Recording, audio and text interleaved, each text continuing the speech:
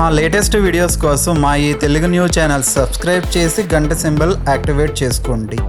ఈరోజే శ్రీకృష్ణాష్టమి శనివారం, కృష్ణుడి జన్మదినం. ఇది శ్రీకృష్ణుడికి 5252వ పుట్టినరోజు.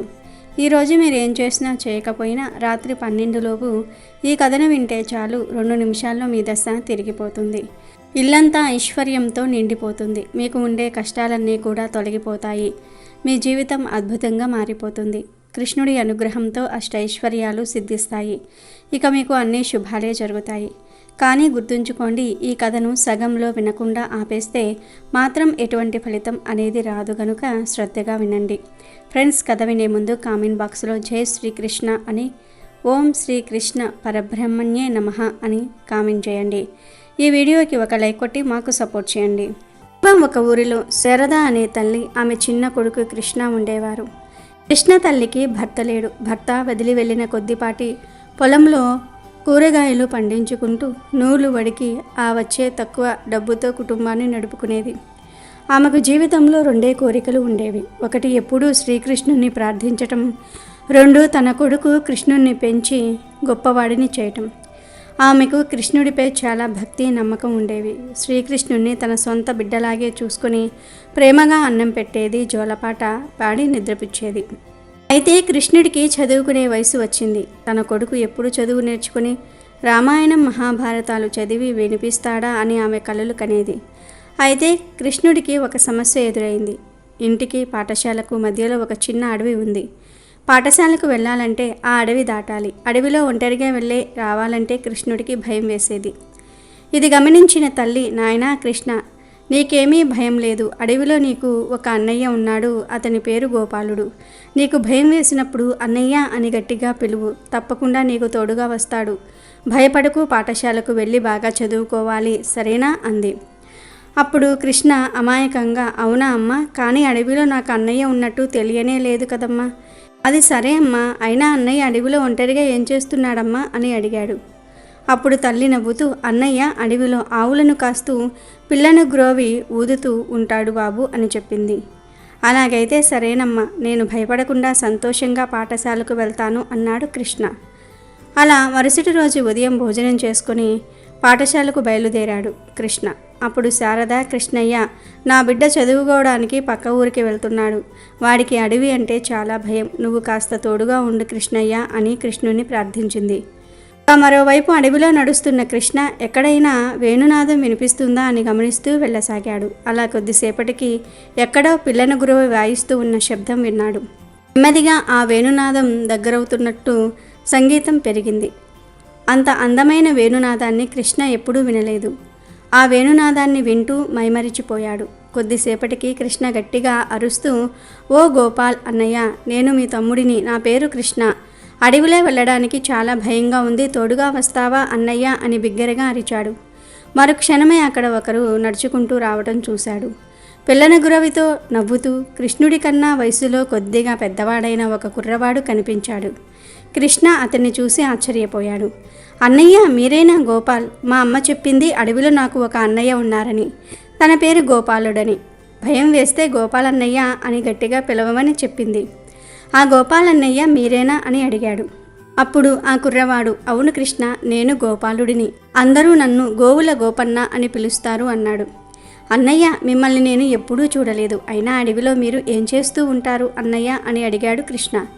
నేను ఆవులను కాస్తూ ఉంటాను తమ్ముడు. మీ అమ్మగారు నాకు బాగా తెలుసు. నన్ను సొంత బిడ్డలా చూసుకుంటూ ఉంటారు.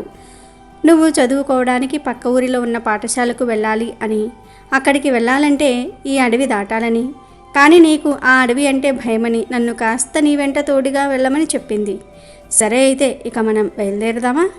ఇప్పటికే ఆలస్యమయ్యింది అని అంటూ కృష్ణ గోవుల గోపన్న కబుర్లు చెప్పుకుంటూ అడవి దాటారు. అప్పుడు గోవుల గోపన్న కృష్ణుడితో, తమ్ముడు, నేను ఒక మాట చెప్తాను, వింటావా అన్నాడు. చెప్పన్నయ్యా, నువ్వు ఏం చెప్పినా వింటాను అన్నాడు కృష్ణ. నాకు ప్రతిరోజు ఏదో ఒక పని ఉంటుంది కదా. ఆవులను కాయాలి, అది కాక నేను చాలామందిని చూసుకోవాల్సి ఉంది. కాబట్టి రేపటి నుండి నువ్వు ఒంటరిగా పాఠశాలకు వెళ్ళాలి. నీకు నిజంగా భయం వేసినప్పుడు మాత్రమే నన్ను పిలువు. నేను ఈ అడవిలోనే ఉంటాను. నువ్వు పిలిస్తే తప్పకుండా నీ వద్దకు వస్తాను, సరేనా అన్నాడు గోపన్న. అలాగే అన్నయ్య, నువ్వు ఇక్కడే ఉన్నట్టు తెలిసిపోయింది కదా, ఇక నాకేం భయం. నిన్ను తలుచుకుంటూ వెళ్తానుగా. అడవి దాటడానికి నాకేం భయం లేదు. అయితే ఆడుకోవడానికి నేను నిన్ను పిలిస్తే నువ్వు రావాలి మరి అని అడిగాడు కృష్ణ. అలాగే, ఆటలు అంటే నాకు కూడా ఇష్టమే. సరే అయితే నేను వెళ్ళిరానా అని అంటూ అడవిలోనికి తిరిగి వెళ్ళిపోయాడు గోపన్న. కానీ కృష్ణుడికి తెలియని విషయం ఏమిటంటే తనతో అక్కడికి వచ్చింది ఎవరో కాదు, శ్రీకృష్ణ పరమాత్మే. తర్వాత సంతోషంగా పాఠశాలకు వెళ్ళాడు కృష్ణ. గురువు చెప్పిన పాఠాలు శ్రద్ధగా విని సాయంత్రానికి ఇంటికి చేరుకుంటాడు. ఇంటికి వెళ్ళగానే అమ్మతో, అమ్మా నేను గోపాలన్నయ్యను కలుసుకున్నానమ్మా. అడవిలో వెళ్తూ ఉండగా భయం వేసింది. నువ్వు చెప్పినట్టే గోపాలన్నయ్య అని గట్టిగా అరిచాను. అప్పుడు గోపాలన్నయ్య వచ్చి నన్ను అడవి దాటించాడమ్మా అని అంటాడు. ఆ మాట వినగానే శారదకు దేవుడి మీద కృతజ్ఞతతో కళ్ళల్లో నుండి ఆనంద బాష్పాలు వచ్చాయి. అలా మాట ఇచ్చినట్లుగానే గోవుల గోపన్న అని పిలిచినప్పుడు ఆయన వచ్చి కృష్ణుడితో ఆడుకునేవాడు. అలా కొన్ని రోజులు గడిచిపోయాయి. అయితే పాఠశాలలో గురువు ప్రతి సంవత్సరం చనిపోయిన తన తండ్రికి సంవత్సరికం చేసేవాడు. ఆ సమయంలో పిల్లలు గురువుకు తమకు తోచిన సహాయం చేయటం అక్కడ ఆనవాయితీ. ఆ సంవత్సరం కూడా ఆ సందర్భం వచ్చింది.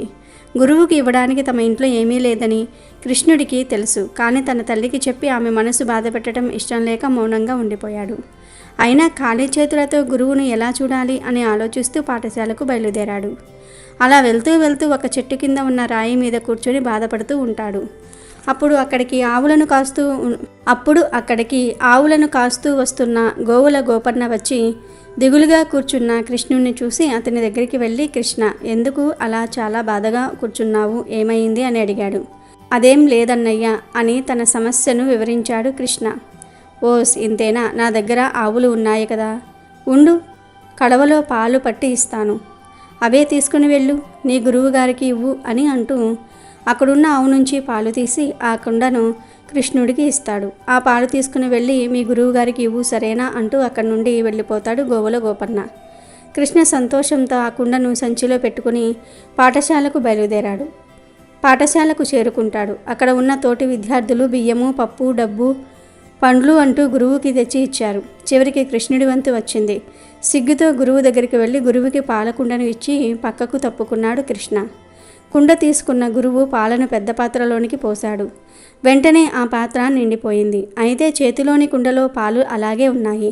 పాలను ఇంకో పెద్ద కుండలోనికి పోశాడు. ఆ కుండ కూడా పాలతో నిండిపోయింది. కానీ కృష్ణ ఇచ్చిన కుండలో మాత్రం పాలు అస్సలు తగ్గలేదు.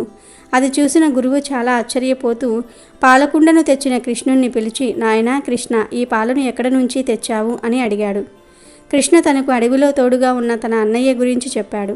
అది విన్న గురువుగారు, అలాగా అయితే మీ అన్నయ్యను నాకు చూపిస్తావా, అతను ఉన్న చోటుకు నన్ను తీసుకువెళ్తావా నాయనా అని అడిగాడు. సరే గురువుగారు, ఇప్పుడే మా అన్నయ్యను మీకు పరిచయం చేస్తాను రండి, మిమ్మల్ని మా అన్నయ్య దగ్గరకు తీసుకుపోతాను అని అంటూ గురువును వెంటపెట్టుకుని గోవుల గోపన్న ఉండే చోటికి తీసుకువెళ్తాడు. ఇద్దరూ అక్కడికి చేరుకోగానే కృష్ణ పెద్దగా అరుస్తూ, అన్నయ్య, మిమ్మల్ని కలవడానికి మా గురువుగారు వచ్చారు, రా అన్నయ్య అని పిలిచాడు. అయినా అతను రాలేదు. మళ్ళీ పిలిచాడు. కోపంతో అరిచాడు. అయినా ఉపయోగం లేకపోయింది. చాలాసేపు గడిచిపోయింది. చివరికి ఏడుస్తూ, గోపాలన్నయ్య, నువ్వు ఇప్పుడు రాకపోతే ఇకపై నేను ఎప్పుడూ నీతో ఆడుకోవడానికి రాను అని అంటాడు. అప్పుడు అడవిలో నుంచి గోపాల గోపన్న గొంతు వినిపిస్తుంది. నీలాగే నాకు నీతో ఆడుకోవాలని ఆశగా ఉంది, కానీ ఎందుకు నా తప్పు లేకున్నా నాతో ఆడుకోను అని ఏడుస్తున్నావు. నీ గురువుగారి ఆత్రం మంచిదే, అయినా ఆయన నన్ను చూడడానికి, నాతో మాట్లాడడానికి ఇంకా ఆయనకు సమయం రాలేదు అని చెప్పు. ఆయన ఇంకా కొంతకాలం వేచి ఉండాలి. సమయం వచ్చినప్పుడు ఆయన తప్పకుండా నన్ను చూస్తారు అని అంటాడు గోపాల గోపన్న. అది విన్న కృష్ణ గురువుగారితో, అన్నయ్య మాటలు విన్నారా గురుదేవా అని ఆత్రంగా అడిగాడు. దానికి గురువుగారు, నాయనా కృష్ణ, నాకేం వినిపించలేదు నాయనా అన్నారు. అదేంటి గురుదేవా, మా అన్నయ్య మాట్లాడారు. మీతో మా అన్నయ్యను కలవడానికి సమయం లేదని, సమయం వచ్చినప్పుడు ఆయన మిమ్మల్ని కలుస్తారని, మీతో మాట్లాడతారని చెప్పారు గురుదేవ అని తాను విన్న మాటలను గురువుకి చెప్తాడు కృష్ణ. అది విన్న గురువు ఆనందంతో కన్నీళ్లు కారుస్తూ, చాలు నాయన, ఇది చాలు, నీ ద్వారా నాకొక వరం దొరికింది.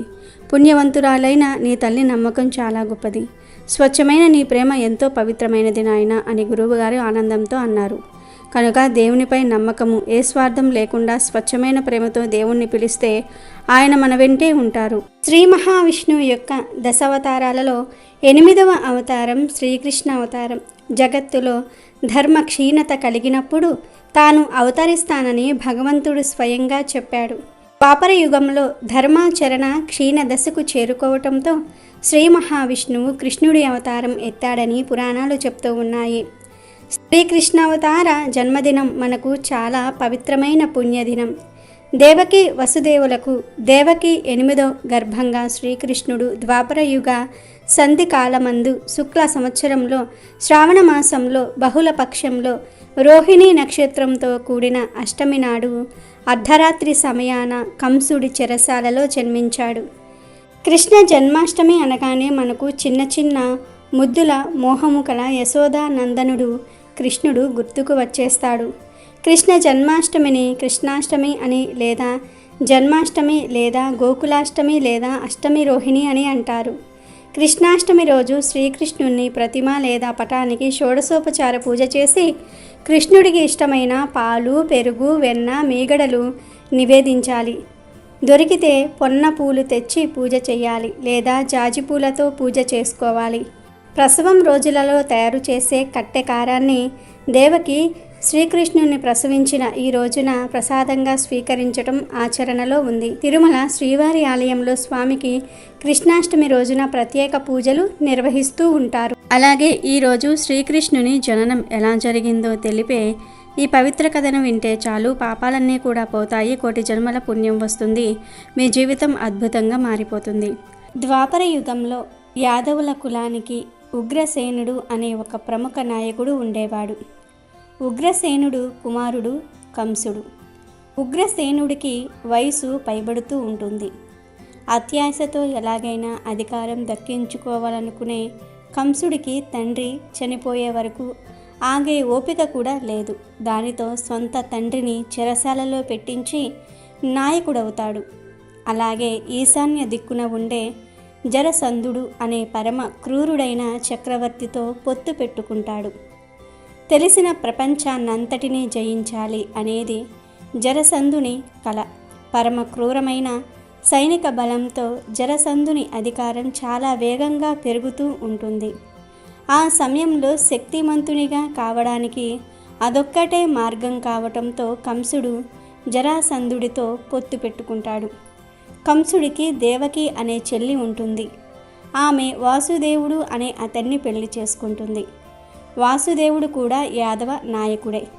పెళ్లి జరిగిన తర్వాత కంసుడు తన రథంలో ఈ కొత్త జంటను తీసుకుని వెళ్తూ ఉండగా ఆకాశం నుండి ఆకాశవాణి, ఓ ఈ కంస, నీ చెల్లి పెళ్లి తర్వాత ఎంతో సంతోషంతో నువ్వు ఆమెను తీసుకువెళ్తూ ఉన్నావు.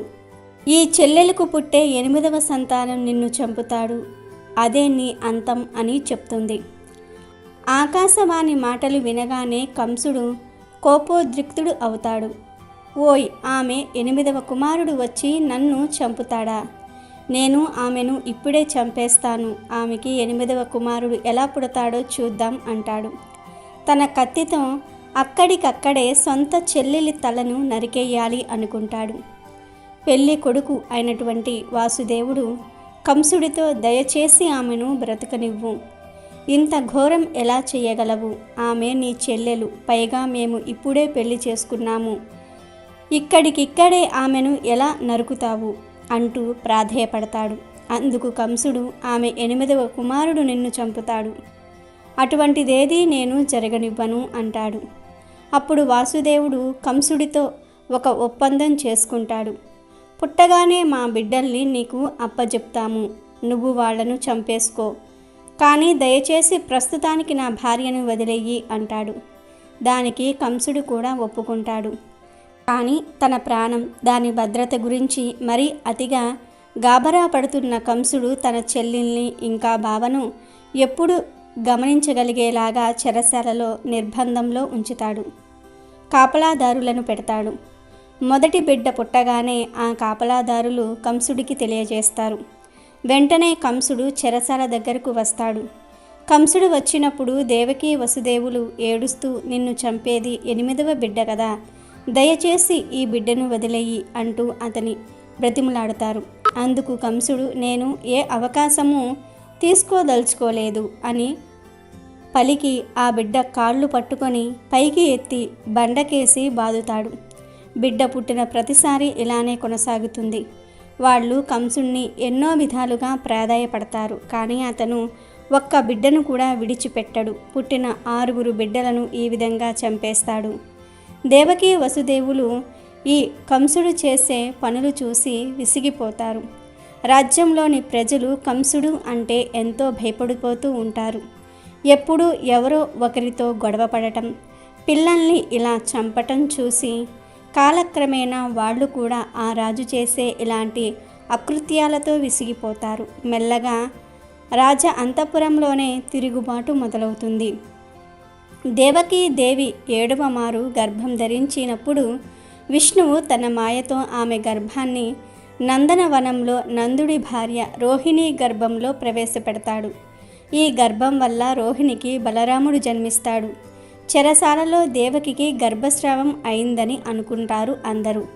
కొన్ని రోజులకు దేవకీ దేవి 8వ మారు గర్భం ధరిస్తుంది. 8వ బిడ్డ పుట్టబోతూ ఉన్నాడు అనగానే కంసుడిలో అసలైన కంగారు మొదలవుతుంది. ఎన్ని రోజులుగా వాళ్ళు చెరసాలలో నిర్బంధనలో ఉన్నారు. కానీ ఇప్పుడు అతను వాసుదేవుకి సంకెళ్ళు వేయించి దేవకిని చెరసాలలో బంధిస్తాడు. వారికి శ్రావణ పౌర్ణమి తర్వాత బహుళపక్షంలో 8వ రోజున ఒక బిడ్డడు పుడతాడు. ఆ రాత్రి ఒక్కటే ఉరుములతో కుండపోతూ వర్షం కురుస్తుంది. ఏదైనా అవుతుందేమోనని కంసుడు ఎవ్వరినీ కూడా ఆ చెరసాలలోనికి వెళ్ళనిచ్చేవాడు కాదు. అతను తనకు బంధువైన పూతన అనే ఒక నమ్మకస్తురాల్ని మంత్రసానిగా నియమిస్తాడు. వారి ప్రణాళిక ఏమిటంటే బాగా గమనిస్తూ బిడ్డ పుట్టగానే ఆ బిడ్డను కంసుడికి అప్పజెప్తే కంసుడు ఆ బిడ్డను చంపాలన్నదే వారి ప్రణాళిక. దేవకికి పురిటి నొప్పులు వస్తూ ఉండేవి, ఆగిపోతూ ఉండేవి, వస్తూ ఉండేవి, ఆగిపోతూ ఉండేవి. పూతన చాలా సమయం వేచి చూస్తుంది. అయినా ప్రసవం జరగదు.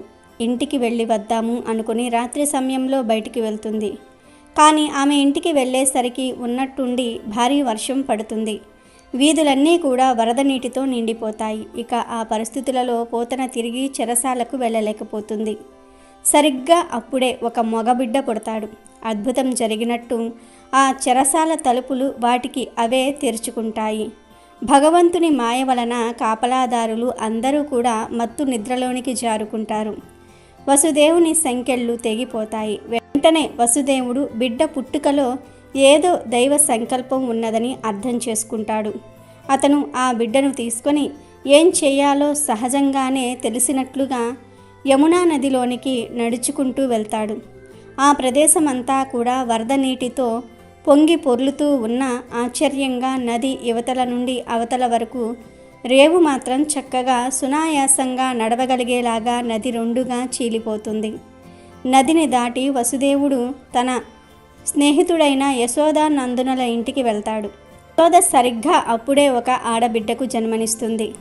ఆమెకు విపరీతమైన పురిటి నొప్పుల వల్ల స్పృహ తప్పి పడిపోయి ఉంటుంది.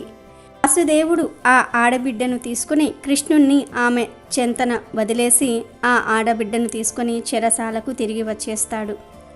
అప్పుడు చెరసాలలో ఆడబిడ్డ ఏడుస్తుంది. కాపలాదారులు ఆ ఏడుపు విని వెళ్ళి విషయాన్ని కంసుడికి చెప్తారు. అప్పటికి పూతన తిరిగి అక్కడికి వస్తుంది. కంసుడు వచ్చి ఆ ఆడబిడ్డను చూస్తాడు. అతడికి అక్కడ ఏదో జరుగుతున్న అనుమానం వచ్చి పూతనను ఇది నిజమేనా, బిడ్డ పుట్టినప్పుడు నువ్వు ఇక్కడ ఉన్నావా అని అడుగుతాడు. పూతన ప్రాణభయంతో నేను ఉన్నాను, స్వయంగా నా కళ్ళతో నేను చూశాను అని చెప్తుంది. మరింత నమ్మిక కలగటం కోసం ఈ బిడ్డ సరిగ్గా ఇక్కడే నా కళ్ళ ముందే పుట్టింది అని చెప్తుంది. అప్పుడు దేవకి వసుదేవులు ఇది ఒక ఆడబిడ్డ, ఈ పిల్ల నిన్ను చంపలేదు, పుట్టింది మగపిల్లవాడు అయి ఉంటే అతడు నిన్ను చంపేవాడేమో, కానీ పుట్టింది ఆడబిడ్డ, దయచేసి ఈమెని వదిలిపెట్టు అంటారు. కానీ కంసుడు లేదు, నేను ఎటువంటి అవకాశము తీసుకోదలుచుకోలేదు అంటాడు. అతను బిడ్డ కాళ్ళు పట్టుకొని పైకి లేపి నేల మీదకి విసిరాలనుకుంటాడు. అతను అలా చెయ్యబోతూ ఉండగా ఆ బిడ్డ చేతుల్లో నుంచి జారి కిటికీల గుండా బయటకు వెళ్ళి కంసుని వంక చూసి నవ్వుతూ, నిన్ను చంపేవాడు మరొక చోట ఉన్నాడు అంటుంది. అప్పుడిక కంసుడికి నిజంగా అనుమానం వస్తుంది. అతను అక్కడ ఉన్న వాళ్ళందరినీ కూడా విచారిస్తాడు. కాపలాదారులు నిద్రపోయారు. పోతన బయటికి వెళ్ళింది. ఎవరు ఏమీ ఒప్పుకోవడానికి సిద్ధంగా లేరు. ఎందుకంటే వాళ్ళందరికీ వాళ్ళ ప్రాణాలు ముఖ్యం. ఇదిలా ఉండగా కృష్ణుడు గోకులంలో నాయకుడి కొడుకు అయినప్పటికీ అతను ఒక సాధారణ గోవుల కాపరిగా పెరుగుతాడు. దేవకి వసుదేవులకు అష్టమ సంతానంగా కంసుని చెరలో జన్మించిన శ్రీకృష్ణుడు వ్రేపల్లెలోని యశోదాదేవి ఒడిని చేరి అక్కడే పెరిగాడు. మధురా నగరంలో కంసుని చెరసాలలో జన్మించిన కృష్ణుడు పుట్టగానే తన తండ్రి వసుదేవునిచే వ్రేపల్లెలోని నందుని ఇంట చేరి యశోదాదేవి ముద్దు బిడ్డగా బాల్య జీవితము గడిపాడు. ఇదే శ్రీకృష్ణుని జన్మ రహస్యం. బృందావనానికి ఆనుకుని ఉన్న ఒక పచ్చని పల్లెటూరులో నందిని అనే ఒక గోవు ఉండేది. ఆ పల్లెలో ఉన్న గోవులన్నీ ఆనందంగా నిర్విచారంగా జీవిస్తూ ఉంటే నందిని మాత్రం ఎప్పుడూ ఏదో తెలియని లోపంతో ఆరాటంతో ఉండేది. దాని కళ్ళు ఎప్పుడూ ఏదో వెతుకుతూ ఉన్నట్లుగా ఉండేవి.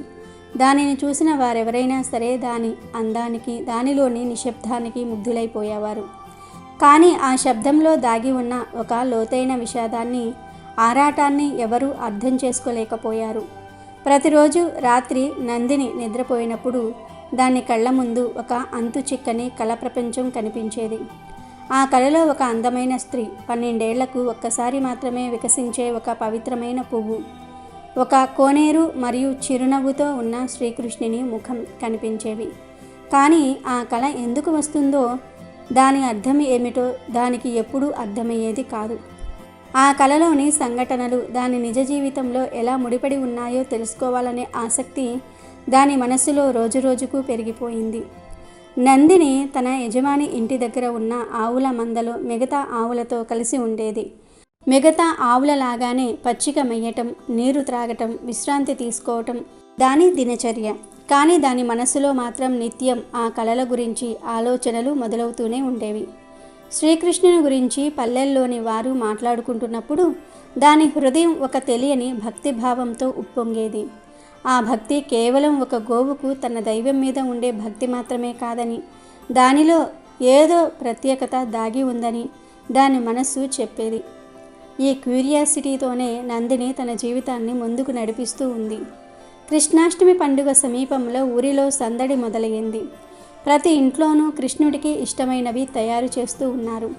నందిని మనసులో కూడా ఒక తెలియని ఆనందము, ఉత్సాహము మొదలయ్యాయి. కానీ దాని ఆరాటం మాత్రం తగ్గలేదు. అదే సమయంలో ఆ ఊరికి ఒక జ్ఞాని, మహా తపస్వి అయిన మహర్షి వచ్చారు. ఆయన ఎప్పుడూ ఏ ఊరిలోనూ ఎక్కువ రోజులు ఉండేవారు కాదు. కానీ ఈసారి కృష్ణాష్టమి సందర్భంగా ఆ ఊరిలో ఉండి కృష్ణుడి లీలను, మహిమలను గురించి ప్రజలకు బోధించడానికి వచ్చారు. ఆ మహర్షికి ఒక ప్రత్యేకమైన శక్తి ఉంది. ఆయన కేవలం మానవ భాషనే కాదు, పశువులు, పక్షుల భాషను కూడా అర్థం చేసుకోగలవాడు. పల్లెవాసులు ఆయన రాకతో మరింత ఆనందపడ్డారు. మహర్షి రోజు సాయంత్రం వేళల్లో కృష్ణ లీలలను గురించి భక్తితో, ప్రేమతో వివరిస్తూ ఉండేవాడు. నందిని కూడా ఆ మహర్షి మాటలను ఎంతో ఆసక్తిగా వినేది. ఆయన కృష్ణలీలలను వివరిస్తున్నప్పుడల్లా నందిని కళ్ళల్లో నుండి తెలియకుండానే నీరు కారేది. నందినిలోని ఈ మార్పును గమనించిన మహర్షికి ఆ గోవులో ఏదో ప్రత్యేకత ఉందని అర్థమైంది. ఒకనాడు నందిని ఆ మహర్షి దగ్గరకు వెళ్ళింది. మహర్షి దాని తలను ప్రేమగా నిమిరాడు. నందిని మహర్షి దగ్గర తల వంచుకుని కూర్చుంటుంది. దాని మనసులో ఉన్న ఆలోచనలను బయటపెట్టాలని దానికి ఎంతో ఆరాటంగా అనిపించింది. మహర్షి దానిని చూస్తూ, అమ్మా నందిని, నీవు చెప్పదలుచుకున్నదేదో చెప్పు అన్నారు. ఆ మాట విన్న నందిని ఆశ్చర్యపోయింది. మహర్షికి తన మనసులో ఉన్న మాటలు ఎలా తెలిసాయని ఆశ్చర్యంగా చూసింది. నందిని తన భాషలో, తన కలలో కనిపించే ఆ స్త్రీ, ఆ పద్మం, ఆ కోనేరు గురించి మహర్షికి వివరించింది. మహర్షి కళ్ళు మూసుకొని తన జ్ఞాన దృష్టితో నందిని పూర్వజన్మ గురించి తెలుసుకున్నారు. కొన్ని నిమిషాల తర్వాత కళ్ళు తెరిచి నందినిని చూసి, అమ్మా, నీవు నీ పూర్వజన్మలో రాధాదేవికి స్నేహితురాలివి. నీ పేరు సునందని. నీవు శ్రీకృష్ణుని అపారమైన భక్తితో ఆరాధించేదానివి. ఒక్క శ్రీకృష్ణ అష్టమికి నువ్వు కృష్ణుడికి అపురూపమైన బహుమతి ఇవ్వాలని కోరుకున్నావు. అప్పటికే 12 ఏళ్లకు ఒక్కసారి మాత్రమే వికసించే బ్రహ్మకమలం అనే పుష్పం గురించి నువ్వు విన్నావు. అది బృందావనానికి సమీపంలో ఉన్న ఒక కోనేరులో వికసించిందని తెలిసి దానిని శ్రీకృష్ణుడికి సమర్పించాలని బయలుదేరావు. నువ్వు కోనేరు దగ్గరకు చేరుకున్నావు. కానీ ఆ పుష్పాన్ని కోసే ముందు నీవు కళ్ళు మూసుకుని కృష్ణుని ధ్యానించావు. ఆ సమయంలో నీకు తెలియకుండానే అక్కడే తపస్సు చేసుకుంటున్న ఒక మహర్షి తపస్సు భంగం జరిగింది. నీవు కళ్ళు తెరిచి చూసేలోగానే కోపించిన మహర్షి నిన్ను చూసి నీ భక్తిలో అహంకారం ఉంది, పూజా సమయాన్ని కూడా లెక్క చేయకుండా నీ స్వార్థం కోసం తపస్సును భంగం చేశావు. నీవు నీ పూర్వజన్మ జ్ఞాపకాలను కోల్పోయి గోవుగా జన్మించెదవుగాక. మానవులు నీకు పశుపూజ చేసినప్పుడే నీ శాప విమోచన అవుతుంది అని శపించారు. ఈ శాపానికి నువ్వు ఎంతగానో బాధపడి ఆ మహర్షిని క్షమించమని కోరినా ప్రయోజనం లేకపోయింది. నీవు నిజమైన భక్తిని ప్రదర్శించినప్పుడు మాత్రమే శాప విమోచనం జరుగుతుందని ఆయన చెప్పారు. నీకు కలలో కనిపించే ఆ స్త్రీ నువ్వే. ఆ బ్రహ్మకమలం నువ్వు కొయ్యాలని ఆశపడిన పువ్వే. ఆ కోనేరు నువ్వు శాపం పొందిన ప్రదేశమే అని మహర్షి వివరించారు. నందిని ఆ మాటలు విని ఆశ్చర్యంతో కన్నీరు పెట్టుకుంది. తన లోపల ఉన్న ఆరాటానికి బాధకు కారణం ఇప్పుడు దానికి స్పష్టంగా అర్థమైంది. మహర్షి నందిని చూసి, నువ్వు బాధపడకు, నీవు ఇప్పటికీ శ్రీకృష్ణుని భక్తురాలివే. నేను నా జ్ఞాన దృష్టితో ఆ కోనేరు ఎక్కడ ఉందో తెలుసుకున్నాను. మనమిద్దరము అక్కడికి వెళ్ళాలి. ఆ కోనేరులో ఇప్పుడు కూడా ఒక బ్రహ్మకమలం వికసించి ఉంది. దానిని నువ్వు శ్రీకృష్ణుడికి సమర్పించాలి. ఆ పూజతో నీ శాపం విమోచనం అవుతుంది అని చెప్పారు. నందిని ఆనందంతో తల ఊపింది. మహర్షి, నందిని ఇద్దరూ కలిసి ఆ కోనేరు వైపు ప్రయాణం మొదలుపెట్టారు. దట్టమైన అడవులను, కొండలను దాటి వారు 3 రోజుల తర్వాత ఆ కోనేరు దగ్గరకు చేరుకున్నారు. కోనేరు అందంగా, నిశ్శబ్దంగా ఉంది. కానీ ఆ కోనేరు మధ్యలో ఉన్న బ్రహ్మకమలం చుట్టూ వందలాది విష సర్పాలు కాపలా కాస్తూ ఉన్నాయి. అవి ఆ పువ్వును కంటికి రెప్పలా కాపాడటమే కాక కోనేరులో ఉన్న నీటిని కూడా విషపూరితం చేస్తున్నాయి. ఆ సర్పాల చుట్టూ ఒక భయంకరమైన వాతావరణం నెలకొని ఉంది. ఆ దృశ్యాన్ని చూసిన నందిని బయటపడింది. ఆ పువ్వును తీసుకోవటం అసాధ్యమని దానికి అనిపించింది. మహర్షి నందినిని చూసి, నందిని, ఆ బ్రహ్మకమలాన్ని నువ్వే తీయాలి. నువ్వు శ్రీకృష్ణుని భక్తురాలివి. నీ భక్తి ముందు ఆ సర్పాలు ఏమీ చేయలేవు. నీవు కేవలం భక్తితో, ప్రేమతో, భయం లేకుండా ఆ కోనేరులోనికి అడుగు పెట్టాలి. మీ మనసులో కృష్ణుణ్ణి తలుచుకొని ప్రార్థించు. నీ నిజమైన భక్తికి కృష్ణుడు తప్పకుండా స్పందిస్తాడు. అప్పుడు నీ శాపం కూడా తొలగిపోతుంది అని ధైర్యం చెప్పారు. నందిని మహర్షి మాటలను నమ్మింది. అది కళ్ళు మూసుకుని తన హృదయంలో శ్రీకృష్ణుని ధ్యానించటం మొదలుపెట్టింది. ఓ కృష్ణ, నా పూర్వజన్మలో నేను చేసిన తప్పుకు ఈ శాపం అనుభవిస్తున్నాను. కానీ నా భక్తి మాత్రం నీ మీద ఏమాత్రం తగ్గలేదు. నా పూర్వజన్మలో నేను నీకు ఇవ్వాలనుకుంటున్న ఆ బ్రహ్మకమలం ఇప్పుడు నీకు సమర్పించుకోవడానికి నాకు ధైర్యం ప్రసాదించు. ఈ సర్పాలను జయించడానికి నాకు శక్తిని ప్రసాదించు అని మనసులో ప్రార్థించింది. ప్రార్థన పూర్తవగానే నందిని మెల్లగా కోనేరు వైపు అడుగులు వేసింది. అది కోనేరులోనికి తన మొదటి అడుగు వేసింది. ఆ అద్భుతమైన క్షణంలో ఒక అద్భుతం జరిగింది. నందిని పాదం నీటిలో పడగానే కోనేరులోని నీరు ఒక్కసారిగా మెరిసింది. ఆ మెరుపుకు కోనేరులో ఉన్న విష సర్పాలు అన్నీ ఒక్కసారిగా బ్రహ్మ కమలాలుగా మారిపోయాయి. నందిని ఆ దృశ్యాన్ని చూసి ఆశ్చర్యపోయింది. దాని కళ్ళల్లో నుండి ఆనంద బాష్పాలు కారాయి. అది పవిత్రమైన బ్రహ్మ కమలాల మధ్య నడుస్తూ కోనేరు మధ్యలో ఉన్న మొదటి కమలాన్ని తీసుకొనిచ్చింది. ఆ పువ్వును చూసి దాని హృదయం భక్తితో నిండిపోయింది. ఆ సమయంలో ఒక బంగారు కాంతి దానిని చుట్టుముట్టింది. ఆ పవిత్రమైన బ్రహ్మ కమలం చేతిలో ఉండగానే నందిని యొక్క గోవు రూపం మాయమై దాని స్థానంలో ఒక అందమైన గోపికగా మారిపోయింది. ఆమె వెంటనే ఆ బ్రహ్మ కమలాన్ని మహర్షి ముందు ఉంచి ఆయన పాదాలకు నమస్కరించింది. మహర్షి, నీ దయ వల్ల, శ్రీకృష్ణుని కృపా కటాక్షాల వల్ల నా శాపం తొలగిపోయింది అంది. ఆ రాత్రి సరిగ్గా కృష్ణుడి జననం జరిగినప్పుడు కృష్ణుడి ముందు ఆ బ్రహ్మకమలాన్ని సమర్పించుకుంది. అప్పుడు శ్రీకృష్ణుడే ప్రత్యక్షమై, సునందిని, నీ భక్తిని నేను ఎప్పుడూ మర్చిపోలేదు. ఒక గోవు రూపంలో కూడా నువ్వు నా మీద అపారమైన భక్తిని చూపించావు. ఈ బ్రహ్మకమలం నాకు ఎంత ఆనందాన్ని ఇచ్చిందో నీ భక్తి నాకు అంతకు 2 ఆనందాన్ని ఇచ్చింది అని దీవించారు. సునందిని కృష్ణుడి దీవెనలతో గోలోకానికి తిరిగి చేరుకుంది. ఆ రాత్రి పల్లెవాసులంతా కృష్ణాష్టమిని ఎంతో వైభవంగా జరుపుకున్నారు. కానీ నందిని అనే ఒక గోవు చేసిన ఈ భక్తి పూజను గురించి ఎవరికీ తెలియదు. ఇది కేవలం మహర్షికి, నందినికి, శ్రీకృష్ణుడికి మాత్రమే తెలిసిన ఒక మధుర రహస్యం.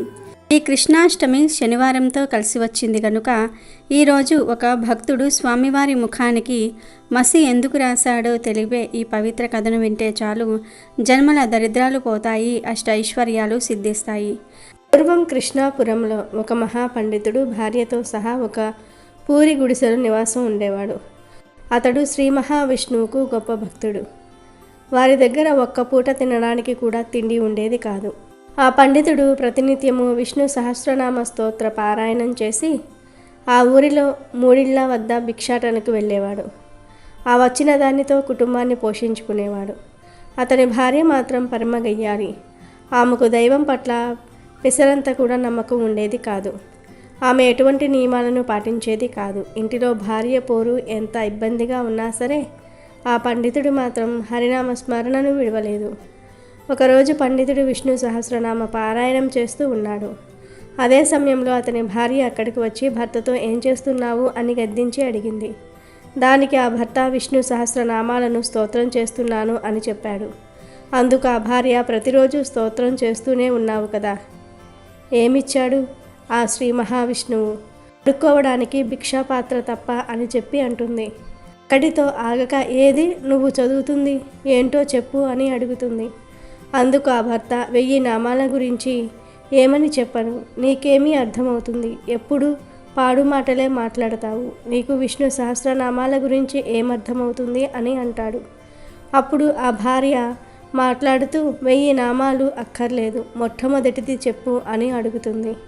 అందుకు ఆ భర్త విశ్వం విష్ణుహు అని ఇంకా చెప్పబోతూ ఉంటే భార్య ఆ పక్కడ, దీని అర్థం ఏమిటో తెలుసా నీకు అని అడుగుతుంది. అందుకు ఆ భర్త విశ్వమే విష్ణువు, ఈ ప్రపంచమంతా విష్ణుమయమే అని వివరించగా, ప్రపంచమంతా విష్ణువే అంటున్నావు, అందులో నువ్వు నేను ఉన్నామా? ఉంటే యాచిస్తే గాని తిండి దొరకని కటిక పేదరికాన్ని అనుభవిస్తూ పూరి గుడిసెలో జీవితాంతం దరిద్రాన్ని అనుభవిస్తూ ఉండి కూడా ప్రతిరోజు నువ్వు ఆ శ్రీ మహావిష్ణువును గానం చేస్తున్నావే, అయినా నీ విష్ణువు నీకేమైనా కరుణించాడా? కాబట్టి నువ్వు చేసిన మంత్రానికి అర్థం లేదయ్యా అంది భార్య. భార్య మాటలకు సందేహంలో పడిన ఆ భక్తుడు, నా భార్య మాటలు కూడా నిజమేనేమో, విశ్వమంతా విష్ణువే అయితే మా పరిస్థితి ఇలా ఎందుకు ఉండాలి, కనుక ఈ మంత్రంలో విశ్వం అనే పదాన్ని చెరిపేస్తాను అని నిర్ణయించుకొని ఒక బొగ్గు ముక్కతో ఆ విశ్వం అనే పదాన్ని కనబడకుండా మసిపూసి ఎప్పటిలాగే యాచనకై బయలుదేరి వెళ్ళిపోయాడు. ఆ తర్వాత వైకుంఠంలో ఒక విచిత్రం జరిగింది. ప్రతినిత్యం పాలసముద్రంలో శ్రీ మహావిష్ణువును శ్రీ మహాలక్ష్మి సేవిస్తున్నట్లుగానే ఆ రోజు కూడా స్వామిని సేవిస్తూ ఒకసారి స్వామి ముఖాన్ని చూసి అమ్మవారు ఫక్మని నవ్వింది. అందుకు శ్రీ మహావిష్ణువు, ఏమిటి దేవి, ఈరోజు నన్ను చూసి ఎందుకు నవ్వుతున్నావు అని అడిగారు. అప్పుడు అమ్మవారు ఇలా సమాధానం చెప్పింది. నాదా, మిమ్ములను నల్లటివాడని నీలమేఘ శ్యాముడని అందరూ స్తుతించటం విన్నాను. కానీ అంత మాత్రం చేత ఆ నల్లటి రంగును ముఖానికి కూడా పూసుకోవాలా అని పరిహాసమాడగా, శ్రీ మహావిష్ణువు తన ముఖాన్ని పాలసముద్రంలో తన ప్రతిబింబాన్ని చూసుకుంటుంటే తన ముఖానికి పూసిన నల్ల రంగు కనబడింది. వెంటనే శ్రీ మహావిష్ణువు జరిగిందంతా కూడా దివ్య దృష్టితో తెలుసుకుంటాడు. అప్పుడు లక్ష్మీదేవి, ఏమిటి స్వామి ఆలోచిస్తూ ఉన్నారు, ఈ ముఖంపై ఆ నల్ల రంగుకు గల కారణం ఏమిటో తెలిసిందా అని అడుగగా, దేవి, ఇది నా పరమభక్తుడు చేసిన పని అని పలికాడు విష్ణుమూర్తి. అప్పుడు లక్ష్మీదేవి, అదేమిటి స్వామి, పరమ భక్తుడు అంటున్నారు, అతడు ఎందుకు ఇలా చేశాడు అని అడుగగా, తన భక్తుని జీవిత దీనస్థితిని వివరిస్తాడు శ్రీ మహావిష్ణువు. అప్పుడు లక్ష్మీదేవి, అంతటి పరమభక్తుని దీనస్థితికి కారణం ఏమిటి, మీరు అతన్ని ఉద్ధరింపలేరా స్వామి అని విష్ణువును అడుగుతుంది. అందుకు విష్ణువు, దేవి, గత జన్మలో ఈ భక్తుడు గొప్ప ధనవంతుడే, అయినప్పటికీ ఎన్నడూ కూడా ఎవరికీ దానమిచ్చి ఎరుగడు.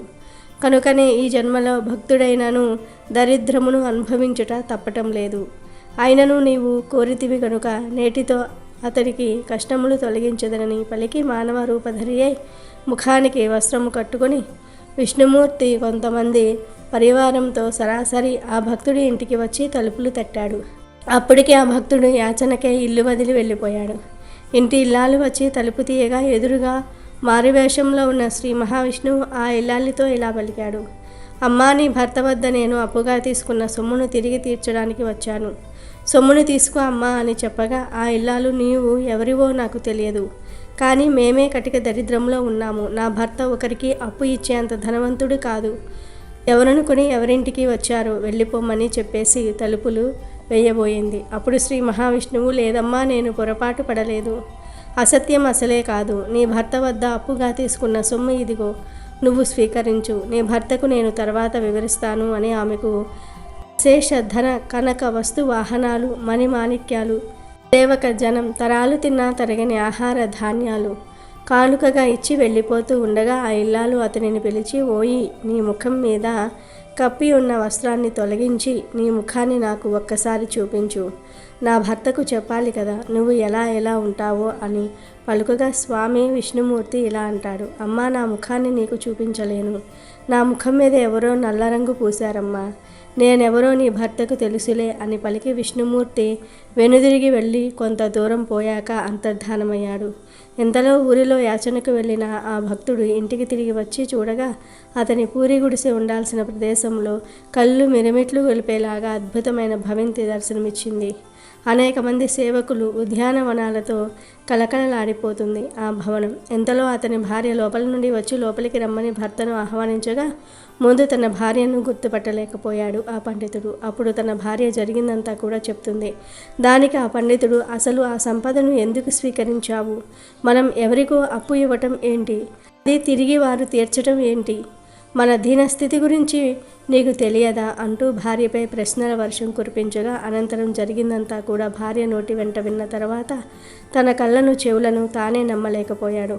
అయితే ఆ వచ్చినవాడు ఎలా ఉన్నాడు, అతడి ముఖం ఎలా ఉంది అని భార్యను ప్రశ్నించగా, నేను అతడి ముఖాన్ని చూడలేదు. అతడు ముఖంపై ఎవరో నల్లని రంగు పులిమారంట. ముఖము చూపించలేను అంటూ వస్త్రంతో ముఖాన్ని కప్పుకున్నాడు. అయినా అతడు వెళ్తూ నా గురించి నీ భర్తకు పూర్తిగా తెలుసమ్మా అని చెప్పి వెళ్ళిపోయాడు అని భార్య సమాధానం చెప్తుంది. ఇది వినిన ఆ భక్తుడు ఆశ్చర్యచకితుడై భార్యతో, వచ్చినవాడు మరెవరో కాదు, మారువేషంలో వచ్చిన సాక్షాత్తు శ్రీ మహావిష్ణువే. ప్రతినిత్యం నేను విష్ణువును స్తుతిస్తున్న ఆ స్వామిని నేను దర్శించుకోలేకపోయాను. ఏ జన్మలో చేసుకున్న పుణ్యమై నీకు ఆ స్వామి దర్శన భాగ్యం కలిగింది అని పలికి ఇంటిలోనికి వెళ్ళి ఉదయము విష్ణు సహస్రనామాల్లో మొట్టమొదటి విశ్వం అనే నామంపై పులిమిన నల్ల రంగును తొలగించాడు. తర్వాత భార్యతో, నీవు మాట్లాడిన తర్వాత ఆ వ్యక్తి ఏ దిక్కుగా పోయినాడు అని అడుగగా భార్య చెప్పిన దిక్కుగా భక్తుడు బయలుదేరి పోగా సముద్రపు ఒడ్డుకు చేరుకున్నాడు. అక్కడ సముద్రం వైపుకు తిరిగి ఊర్ధ్వ దిక్కుగా చేతులు జోడించి శ్రీ మహావిష్ణువును ఉద్దేశించి స్తోత్రగానం చేశాడు. అప్పుడు అశరీరవాణి ఇలా పలికింది, భక్త పూర్వజన్మ కర్మ ఫలము కారణంగా ఈ జన్మలో నీకు భగవద్ దర్శనము కలగదు. మరణం అనంతరం నీవు వైకుంఠానికి చేరి జన్మ రాహిత్యాన్ని పొందెదవు అని పలికినది. విష్ణు సహస్రనామం నిత్య పారాయణం వలన కలుగు ఫలితమిది అని అందరూ గ్రహించండి. ప్రతినిత్యము పఠించండి.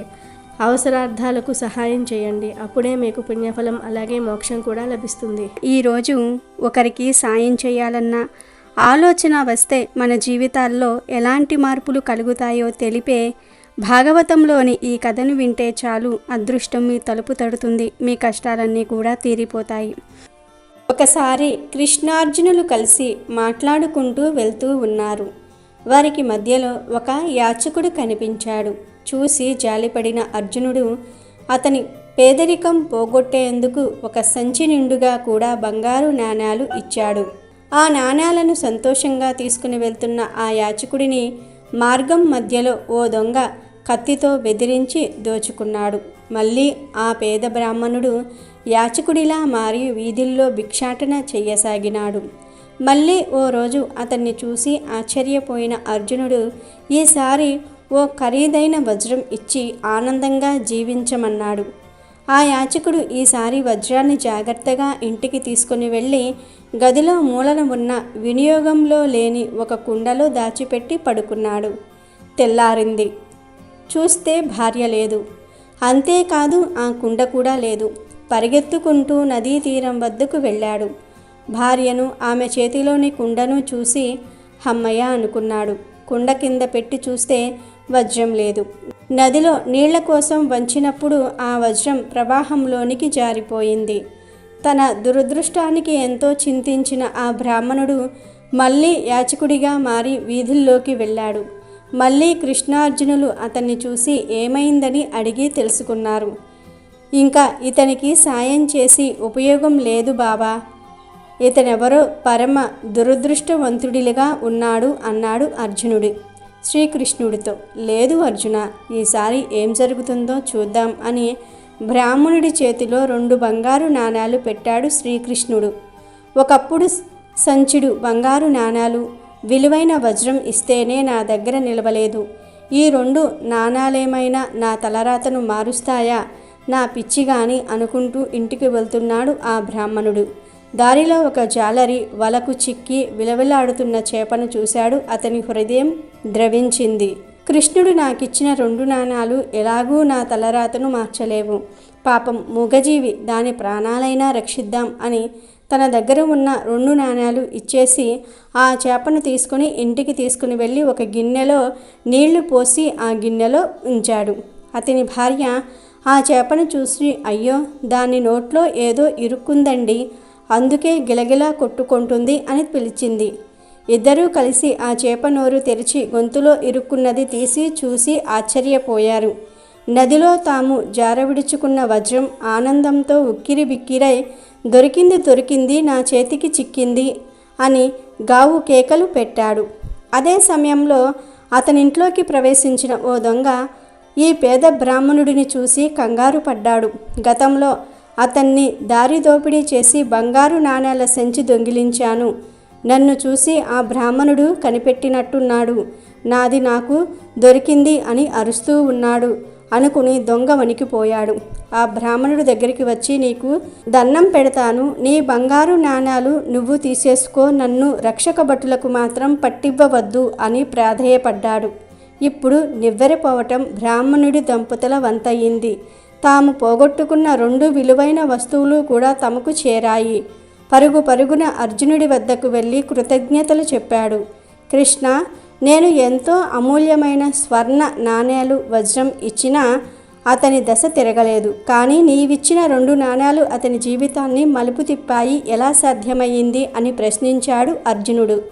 అర్జున, అతని వద్ద బంగారం వజ్రం ఉన్నప్పుడు అతను కేవలం తన అవసరాల గురించి మాత్రమే ఆలోచించాడు. అదే 2 నాణేలు ఉన్నప్పుడు మరో జీవి మంచి చెడులు, ఈతి బాధలు, కష్ట సుఖాలు గురించి ఆలోచించాడు.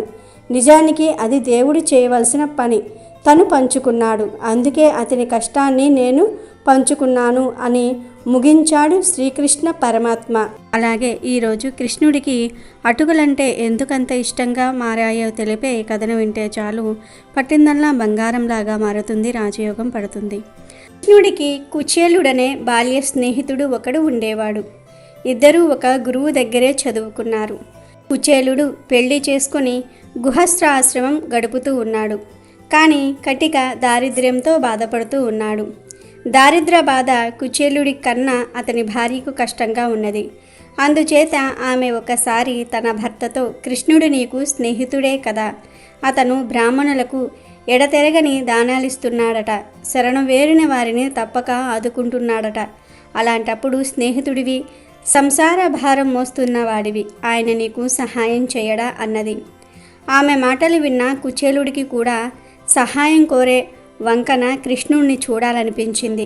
చూడటం వల్ల లాభం ఉంటుందని కూడా అతనికి తెలుసు. కనుక అతను భార్యతో, కృష్ణుణ్ణి చూడబోతున్నాను అని వట్టి చేతులతో కాకుండా అతనికి కానుకగా ఏదైనా తీసుకుపోతే బాగుంటుంది, అందుకు తగినదేమైనా ఇంట్లో ఉందా అని అడిగాడు. ఆ మాటలు విన్న కుచేలుడి భార్య ఇరుగు పొరుగు ఇళ్లవారి నుంచి 4 గుప్పెళ్ల అటుకులు ముష్టి ఎత్తి తెచ్చి వాటిని చిన్న గుడ్డలో మూట కట్టి భర్తకు ఇచ్చింది. కుచేలుడు ఆ అటుకుల మూట చేత పట్టుకుని ప్రయాణమై ద్వారకకు చేరుకొని కృష్ణుడి ఇల్లు వెతుక్కుంటూ వెళ్ళాడు. పెద్ద భవంతిలో మంచం మీద పడుకొని ఉన్న కృష్ణుడు కుచేలుణ్ణి చూడగానే లేచి ఎదురు వచ్చి గట్టిగా కౌగలించుకుని తీసుకువచ్చి తన మంచం మీద కూర్చోబెట్టి తానే స్వయంగా కుచేలుడి శరీరానికి గంధం రాసి పూలమాల వేసి దేవుణ్ణి చూసినట్లుగా చూశాడు. ఇల్లంతా మట్టి కొట్టుకుపోయి చిరిగిన బట్టలు ధరించి శవాకారంలో ఉన్న ఆ బ్రాహ్మణుడికి తన భర్త అంత ఆదరం చూపటం గమనించిన రుక్మిణీదేవి వింజామరం తీసుకుని కుచేలుడికి విసరనారంభించింది. కృష్ణుడు కుచేలుడి పట్ల చూపించిన అభిమానానికి అక్కడ ఉన్న వారంతా ఆశ్చర్యపోయారు. కృష్ణుడు కుచేలుడికి చెయ్యదగిన మర్యాదలన్నీ కూడా చేసి గురుకులంలో చదివిన రోజుల నాటి అనుభవాలు నెమరువెయ్యనారంభించారు. ఒకసారి గురుపత్ని వాళ్లను సమిధలు తెమ్మని పంపింది. వాళ్ళు ఒక మహా అరణ్యంలో ప్రవేశించారు. ఇంతలో ఒక పెద్ద గాలివాన ఆరంభమయ్యింది. ఆకాశాన మెరుపులు మెరిశాయి, పిడుగులు పడ్డాయి. ఇలా మెరుపులు ఉరుములు సాగుతూ ఉండగానే సూర్యాస్తమయం అయిపోయింది. సమిధుల కోసం వచ్చిన వాళ్ళు తడిసి ముద్ద అయిపోయారు. దారి తెలియలేదు. కటిక చీకటి. ఒకళ్ళ చేతులు ఒకళ్ళు పట్టుకొని అరణ్యంలో తెల్లవార్లు తిరిగారు. మర్నాడు తెల్లవారింది. శిష్యులు అడవిలో చిక్కుకుపడి పోయారని తెలిసిన గురువు వాళ్లను వెతుక్కుంటూ వచ్చి దైన్యస్థితిలో ఉన్న కుర్రవాళ్లను చూసి మా కోసం ఎంత ప్రయాసపడ్డారు. ఇంతకన్నా ఉత్తమ శిష్యులు గురువుకు ఏం చేయగలరు? మీ భక్తికి సంతోషించాను. మీ కోరికలు తీరుతాయి అని ఆశీర్వదించాడు. ఈ సంఘటనను కృష్ణుడు కుచేలుడికి జ్ఞాపకం చేసి గుర్తు ఉన్నదా అని అడిగాడు. అప్పుడు కుచేలుడు, నీతో గురుకుల వాస స్నేహం చేసిన నా బోటి వాడికి ఏ కోరిక తీరదు అన్నాడు. కృష్ణుడు ఆ మాటకు నవ్వి, ఇంతకు మీ ఇంటి నుంచి ఏం తెచ్చావు అని అడిగాడు. ఆ మాట వినగానే కుచేలుడు కంగారు పడ్డాడు. కృష్ణుడికి తాను తెచ్చిన అటుకలు ఇవ్వాలంటే అతనికి చాలా సిగ్గు వేసింది. కృష్ణుడు బలవంతంగా కుచేలుడి చేతిలో ఉన్న గుడ్డపీలిక మూట తీసుకుని, ఇందులోది ఏమిటి అని అడుగుతూ విప్పి, అటుకులే, నాకెంత ఇష్టమనుకుంటున్నావు అని పిడిగడు నోట వేసుకొని మరో పిడిగడు చేతిలోనికి తీసుకున్నాడు. ఆ రాత్రి కుచేలుడు కృష్ణుని ఇంటనే స్నానము భోజనము నిద్ర సుఖంగా చేసి తాను నిజంగా స్వర్గంలోనే ఉన్నాననుకున్నాడు. మర్నాడు కుచేలుడు తన ఇంటికి ప్రయాణమయ్యేటప్పుడు కృష్ణుడు అతన్ని కొంత దూరం సాగనంపాడు. తనకు కృష్ణుడు ధనమేమీ ఇవ్వలేదు. అతను తన మనసులో కృష్ణుడు మహారాజు, నేనే నిరుపేద బ్రాహ్మణుణ్ణి కదా అన్న ఆధారంతో నన్ను అతను కౌగిలించుకున్నాడు. తన తమ్ముణ్ణి చూసినట్లుగా చూశాడు. తన భార్య పడుకునే మంచం మీద కూర్చోబెట్టాడు. తన భార్య చేత వీజామర వీయించాడు. దేవుడికి చేయదగినన్ని మర్యాద చేశాడు. నాకు డబ్బిచ్చినట్లయితే నాకు కళ్ళు నెత్తికొచ్చి తనను మర్చిపోతాననుకుని కాబోలు ఆ పని చేయలేదు అనుకున్నాడు. కానీ కుచేలుడు ఇంటికి వెళ్ళేసరికి కళ్ళు జిగేలుమనే రాజభవనాలు కనిపించాయి. ఉద్యానవనాలు సరోవరాలు కనిపించాయి. వాటిలో రకరకాల పక్షులు తామరలు కలువలు కనిపించాయి. భవనంలో దాసదాసీలు తిరుగుతూ ఉన్నారు. ఇది ఎవరి ఇల్లై ఉంటుంది? నా ఇల్లు కాదే, ఇదంతా ఇక్కడ ఎలా వచ్చింది అని కుచేలుడు దిగ్భ్రాంతి చెంది ఉండగా దేవత అన్నట్టు ఉన్న స్త్రీ పురుషులు మేళతాళాలతో ఎదురు వచ్చి భవనంలోనికి అతన్ని తీసుకుపోయారు. మారువేషంలో ఉన్న లక్ష్మీదేవతలాగా కుచేలుడి భార్య వచ్చి తన భర్తను చూసి కన్నీరు వచ్చే కళ్ళను గట్టిగా మూసుకొని భర్తకు భక్తితో నమస్కరించి మనసులో అతన్ని ఆలింగనం చేసుకున్నది. ఇదంతా చూసి కుచేలుడు తనలో తానే, నాకు ఈ ఐశ్వర్యమంతా కృష్ణుని చూసి రావటం చేతనే కలిగి ఉంటుంది, మరో కారణం ఏదీ కనబడటలేదు. స్నేహితుడంటే అలాగే ఉంటాడు. తాను పుచ్చుకున్నది కొంచెమే అయినా దాన్ని చాలా ఘనంగా భావిస్తాడు. తాను ఇచ్చేది ఎంతో గొప్పది అయినా దాన్ని స్వల్పంగానే భావిస్తాడు అనుకున్నాడు. అటు తర్వాత సకల ఐశ్వర్యాలతో కుచేలుడు తన భార్యతోనూ బిడ్డలతోనూ సుఖంగా జీవించాడు. ఇక చివరిగా ఈరోజు ఒక పిసినారి భక్తురాలి కథను వింటే చాలు అష్టైశ్వర్యాలు సిద్ధించి మీరు అపర కోటీశ్వరులుగా మారిపోతారు. ఒకానొక పల్లెటూరులో దమయంతి అనే ఒక సంపన్నురాలు ఉండేది. ఊరంతా ఆమెను గొప్ప శ్రీకృష్ణ భక్తురాలని అనుకునేవారు. ఆమె రోజులో ఎక్కువ సమయం కృష్ణుడి నామస్మరణతోనే గడిపేది. పూజా మందిరం చూస్తే ఎవరికైనా ఆమె భక్తికి తల వంచాలనిపిస్తుంది. కానీ ఆ పూజగది తలుపు దాటి బయటకు వస్తే ఆమె అసలు రూపం బయటపడేది. ఆమెలో భక్తి ఎంత బలంగా పాతుకుపోయిందో పిసినారితనం అనే విష వృక్షం కూడా అంతకంటే బలంగా విస్తరించి ఉంది. దానం అడిగిన వారికి లేదు అని చెప్పటమే ఆమెకు తెలిసిన ఏకైక మంత్రం. ఒకరోజు ఉదయం దమయంతి స్నానం ముగించి పూజకు సిద్ధమవుతూ తన పని మనిషి అయిన గౌరీని పిలిచింది. గౌరీ, పూజకు అన్ని ఏర్పాట్లు పూర్తయ్యాయా? నా కన్నయ్యకు నైవేద్యంగా ఏమి సిద్ధం చేశావు అని అడిగింది. గౌరీ ఎంతో భక్తితో, అమ్మగారు ఈరోజు ఏకాదశి కదా అని మీ ప్రియమైన కన్నయ్య కోసం మంచి సువాసన వచ్చేలాగా బాదం పప్పు జీడిపప్పు వేసి గోధుమ హల్వా చేశానమ్మా అని సంతోషంగా చెప్పింది. ఆ మాట వినగానే దమయంతి కనుబొమ్మలు ముడిపడ్డాయి. చెరచెరా వంటగదిలోనికి వెళ్ళి హల్వా ఉన్న గిన్నె వైపు అనుమానంగా చూసింది. పైన తెల్లుతున్న నెయ్యి, దట్టంగా కనిపిస్తున్న జీడిపప్పు పలుకులు చూసి ఆమెకు కోపం కట్టలు తెచ్చుకుని వచ్చింది. ఓసి నీ తెలివి తగలయ్యా, నేనేమన్నా కుబేరుడి కూతురుననుకున్నావా? ఇంత నెయ్యి పోస్తారా? ఈ జీడిపప్పులు చూడు, గుప్పుడి పోసావు. ఇదేమన్నా పెళ్లి భోజనమా? ఇలా అయితే నెల తిరిగేలోపే నా ఆస్తి మొత్తం ఆవిరైపోతుంది. దేవుడికి భక్తి ముఖ్యం కానీ ఈ పప్పులు నెయ్యి కాదు. ఆయన రుచి తగ్గిందని మనల్ని దండిస్తాడా ఏంటి? నా కన్నయ్య దయామయుడు, పిడికెడు అటుకులతోనే కడుపు నింపుకున్నాడు. ఆయనకు ఈ ఆర్భాటాలు అక్కర్లేదు. ఇంకోసారి ఇలా చేసావంటే నీ జీతంలో సగం కోసేస్తా, జాగ్రత్త అని తీవ్రంగా హెచ్చరించింది. పాపం గౌరి కళ్ళల్లో నీళ్లతో క్షమించండి అమ్మగారు, తెలియక చేశాను అని చెప్పి ఆ నైవేద్యాన్నే దేవుడి గదికి తీసుకువెళ్ళింది. ఇంటికి ఊళ్ళో పెద్ద పాల వ్యాపారము, 100 ఎకరాల పొలం ఉండేది. డబ్బు ఏరులై పారుతున్నా ఆమె మాత్రం ప్రతి పైసాను లెక్క పెట్టేది. ఆ డబ్బంతా పట్నంలో డాక్టర్ చదువుతున్న తన ఏకైక కొడుకు భవిష్యత్తుకే చెందాలని, ఊరి వాళ్లకు గడ్డిపోచ కూడా దానం చేయకూడదని ఆమె గట్టిగా నిర్ణయించుకుంది. ఒకరోజు ఆ ఊరి సర్పంచి రాఘవయ్య ఒక మంచి ఉద్దేశంతో దమయంతి ఇంటి గడప తొక్కాడు. రాఘవయ్య మంచివాడు, ఊరి బాగు కోరేవాడు, గొప్ప కృష్ణ భక్తుడు కూడా.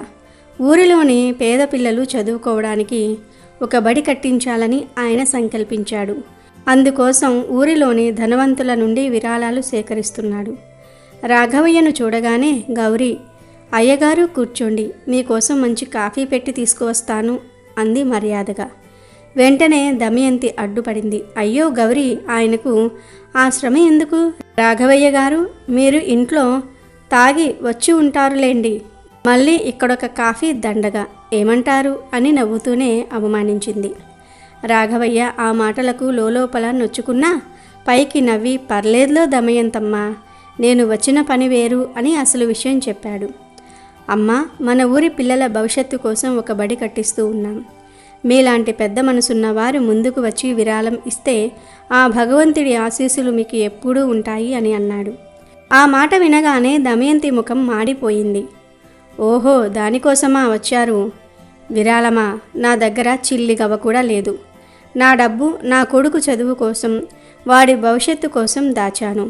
ఊళ్ళో వాళ్ళ పిల్లలు చదివితే నాకేంటి లాభం? వాళ్ళ కర్మకు వాళ్ళను వదిలివేయండి. నాకు బోలెడు పనుంది, మీరు దయచేసి వెళ్ళండి అని ముఖం మీదే తలుపులు వేసినంత పని చేసింది. రాఘవయ్య ఆ అవమానంతో కృంగిపోయాడు. భారమైన గుండెతో తన ఇంటికి నడిచి కృష్ణుడి విగ్రహం ముందు నిలబడి, స్వామి, ఏమిటి వింత? నీ నామం జపిస్తూ నీకు పూజలు చేస్తూ ఇంత గర్వంతో ఇంత పిసినారితనంతో ఎలా బ్రతకగలుగుతున్నారు? భక్తి ముసుగులో ఉన్న ఈ అహంకారాన్ని నువ్వే తొలగించాలి తండ్రి అని కన్నీళ్లతో వేడుకున్నాడు. భక్తుడి ఆవేదన ఆ భగవంతుడికి చేరింది. ఆ రోజు రాత్రి దమయంతి కళల్లో శ్రీకృష్ణుడి కనిపించాడు. కానీ స్వామి ముఖంలో ఎప్పటిలా చిరునవ్వు లేదు, ఒక రకమైన గంభీరత ఉంది. స్వామి దమయంతితో, దమయంతి, నీ భక్తిని నేను కాదనను, కానీ భక్తి అంటే కేవలం పూజలు నైవేద్యాలు కాదు. నీ హృదయంలోని పిసినారితనం అనే మురికిని కడగడానికే నీకో అవకాశం ఇస్తున్నాను. రేపు నేను నీ ఊరికి ఒక అనాథ బాలుడి రూపంలో వస్తాను. నా ఆకలి తీర్చిన వారి ఇంట నా నిజమైన అనుగ్రహం ఉంటుంది, గుర్తుపెట్టుకో. ఇది నీకు చివరి పరీక్ష అని చెప్పి మాయమయ్యాడు. దమయంతి ఉలిక్కిపడి లేచింది. ఆమె గుండె గర్వంతో ఉప్పొంగింది. ఆహా, చూశారా, నా భక్తికి మెచ్చిన నా కన్నయ్య నా ఇంటికే రాబోతూ ఉన్నాడు. నాకంటే గొప్ప భక్తురాలు ఎవరున్నారు ఈ ఊర్లో అని పొంగిపోయింది. కానీ పేద బాలుడి రూపంలో వస్తాను, ఇది చివరి పరీక్ష అన్న హెచ్చరికను ఆమె తన అహంకారంతో పట్టించుకోలేదు. కృష్ణుడు తన కోసమే వస్తున్నాడని, తనకే గొప్ప బహుమతి ఇవ్వబోతున్నాడని గట్టిగా నమ్మింది.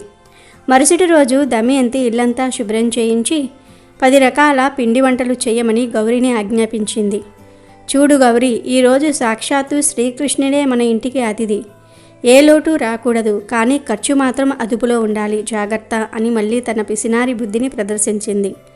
మధ్యాహ్నం వేళ దమయంతి గుమ్మంలో నిలబడి కృష్ణుడు ఏ రాజా రథంలో వస్తాడా అని ఎదురు చూస్తుంది. అంతలో చింపిరి జుట్టుతో చిరిగిన బట్టలతో కానీ నక్షత్రాల్లా మెరుస్తున్న కళ్ళతో ఒక 10 ఏళ్ల బాలుడు ఆమె ఇంటి ముందుకొచ్చి నిలబడ్డాడు. అవ్వా, 2 రోజులుగా ఏమీ తినలేదు, కడుపు మండిపోతుంది, కాస్త అన్నం పెడతావా అని నీరసంగా అడిగాడు. దమయంతి అతన్ని చూసి అసహ్యించుకుంది. చి పో, ఇక్కడ నీకేం పని అంటూ తరుముతుంది. మేము పెద్దవాళ్ల కోసం వంట చేస్తూ ఉన్నాం, నీలాంటి బిచ్చగాళ్లకు పెట్టడానికి ఇక్కడ ఏమీ లేదు, నా ఇంటి ముందర నుండి వెళ్ళు అని కసురుకుని లోపలికి వెళ్ళిపోయింది. ఆ బాలుడి దీనమైన చూపులు, దమయంతి కఠినమైన మాటలు కిటికీలో నుంచి చూస్తున్న గౌరి గుండెను పిండేశాయి. ఆమెకు తన యజమానురాలంటే భయం, కానీ ఆ బాలుడి ఆకలిని చూడలేకపోయింది. దొడ్డిదారిన వెళ్ళి తాను తినడానికి పక్కన పెట్టుకున్న 2 రొట్టెలను, కొద్దిగా కూరను ఒక ఆకులో పొట్లం కట్టి ఆ బాలుడికి ఇచ్చింది. క్షమించు బాబు, మా అమ్మగారు అంతే, ఇదిగో కడుపు నిండా తిను అని ప్రేమగా ఆదరించింది. ఆ బాలుడు ఆమె వైపు చూసి ఒక దివ్యమైన చిరునవ్వు నవ్వి ఆ రొట్టెలను స్వీకరించి మౌనంగా వెళ్ళిపోయాడు. సాయంత్రమయ్యింది, రాత్రి కావస్తోంది. దమయంతి కళ్ళు కాయలు కాసేలాగా ఎదురు చూసింది. కృష్ణుడు రాలేదు. ఆమెకు కోపం, నిరాశ, ఆతృత పెరిగిపోయాయి. నన్ను మోసం చేశాడు, నా కన్నయ్య నన్ను మోసం చేశాడు అని గట్టిగా అరుస్తూ ఊరి చివర ఉన్న కృష్ణుడి గుడికి పరిగెట్టింది. అప్పటికే ఊరంతా అక్కడే గుమ్మిగుడి ఉంది. దమయంతి గుడి లోపలికి వెళ్ళి, స్వామి నన్ను పిలిచి నన్ను అవమానిస్తావా? నీ కోసం రోజంతా పడిగాపులు కాశాను, ఎందుకు రాలేదు అని విగ్రహాన్ని నిలదీస్తున్నట్టుగా అరిచింది. అంతలో గర్భగుడి నుండి ఒక ప్రకాశవంతమైన కాంతి వెలువడి అందరూ చూస్తూ ఉండగా శ్రీకృష్ణుడు తన నిజ రూపంలో ప్రత్యక్షమయ్యాడు. ఆ దివ్యమైన రూపాన్ని చూసి ఊరంతా ఆశ్చర్యంతో నమస్కరించింది. కృష్ణుడు శాంతంగా, దమయంతి, నేను నీ ఇంటికి వచ్చాను, ఆకలితో అలమటిస్తున్న బాలుడి రూపంలో నీ గడప తొక్కాను అన్నాడు. ఆ మాట వినగానే దమయంతి రాయిలా బిగుసుకుపోయింది. కృష్ణుడు కొనసాగించాడు, నువ్వు నీ ధన గర్వంతో, పిసినారి మనసుతో నన్ను అవమానించి పంపావు. కానీ నువ్వు పనికిమాలినది అని భావించే నీ పని మనిషి గౌరి తనకున్న దాంట్లో నాకు ప్రేమగా ఆహారం పెట్టి నా ఆకలి తీర్చింది. పూజల కన్నా, నైవేద్యాల కన్నా ఆకలితో ఉన్న జీవికి పెట్టే మెతుకే నాకు అత్యంత ప్రీతికరమైనది. ఈ ఊరిలో నా అసలైన భక్తురాలు గౌరి మాత్రమే అని చెప్పి తన మెడలోని అమూల్యమైన వైజయంతి మాలను తీసి గౌరి మెడలో వేశాడు. తర్వాత రాఘవయ్య వైపు తిరిగి, రాఘవయ్య, మానవ సేవయే మాధవ సేవ, నీ సంకల్పం నెరవేరుతుంది. దమయంతి సంపదతోనే ఈ ఊరిలో బడితో పాటు ఒక అన్న సత్రం కూడా వెలుస్తుంది అని ప్రకటించాడు. దమయంతి తలదించుకుని సిగ్గుతో, పశ్చాత్తాపంతో కుమిలిపోయింది. తన భక్తి ఎంత నిస్సారమైనదో, తన పిసినారితనం ఎంతటి పాపమో ఆమెకు ఆ క్షణంలో అర్థమైంది. స్వామి పాదాలపై పడి కన్నీళ్లతో క్షమించమని వేడుకుంది. ఆ రోజు నుండి దమయంతి పూర్తిగా మారిపోయింది. ఆమె తన యావదాస్తిని ఊరు బాగు కోసం ఖర్చు చేసింది. తన చేతులతోనే ప్రేమగా వంట చేసి పేదలకు అన్నదానం చేయటం మొదలుపెట్టింది. గౌరిని తన సొంత కూతురిలాగా చూసుకుంది. అహంకారము, పిసినారితనం పోయి ఆమె ముఖంలో నిజమైన భక్తి, శాంతి వెల్లివిరిశాయి. దానంలో ఉన్న ఆనందాన్ని ఆమె మొదటిసారిగా అనుభవించింది. దేవుడు మన ఆస్తులను, ఆడంబరాలను చూడడు, మనసులోని ఆర్తిని, ఎదుటివారి పట్ల చూపే కరుణను మాత్రమే చూస్తాడు. తోటి మనిషికి చేసే సేవయే భగవంతుడికి చేసే అత్యుత్తమ పూజ అని ఈ కథ ద్వారా గ్రహించాలి. కనుక ఈరోజు రాత్రి 12 లోపు ఈ కథలు వింటే చాలు, 2 నిమిషాల్లో మీ దశ తిరిగిపోతుంది. ఇల్లంతా ఐశ్వర్యంతో నిండిపోతుంది. మీకు ఉండే కష్టాలన్నీ కూడా తొలగిపోతాయి. మీ జీవితం అద్భుతంగా మారిపోతుంది. కృష్ణుడి అనుగ్రహంతో అష్టైశ్వర్యాలు సిద్ధిస్తాయి. ఇక మీకు అన్ని శుభాలే జరుగుతాయి. వీడియో నచ్చితే లైక్ చేయండి, షేర్ చేయండి, బట్ సబ్స్క్రైబ్ చేసుకోవడం మర్చిపోవద్దు.